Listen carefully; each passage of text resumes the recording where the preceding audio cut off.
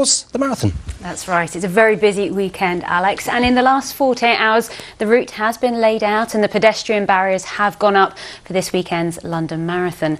As thousands of runners will pound the streets, some will be wearing the weird and wonderful costumes we have now been accustomed to over the years. However, with it being the 400th anniversary of Shakespeare's death this weekend, he won't be forgotten out on the marathon course, as I've been finding out. The London Marathon is broadcast in nearly 200 countries across the world. Much of the draw is the elite runners, but this lot can also pull a crowd. Training in costume tends to turn a few heads, none less than Luke Hollywell Williams. Alas, poor Yorick, perchance to dream. Something like that. To be or not to be? That is the question. Creeps in this petty pace from day to day. And yet I see thee still. I think that's about all I can remember. Running to raise money for the primary Shakespeare Company, it was only right to run as the Bard on his 400 weekend, as long as it doesn't get too hot. I'm hoping it's going to be really, really cold on Sunday, in which case this is going to be a nice bit of insulation.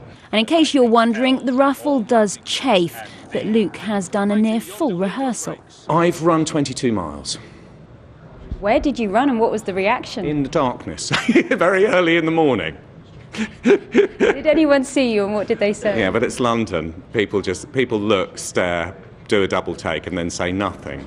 There are a few other Shakespearean coincidences this weekend. We know there is one Romeo who's flying in to run the race from Italy. He'll be chased around by 10 Juliets. There are also 2 Lears and 1 Macbeth hoping to avoid tragedy. You couldn't write it. Beth Shakespeare is a descendant of the Bard, 11 times removed, who will also represent the playwright on Sunday.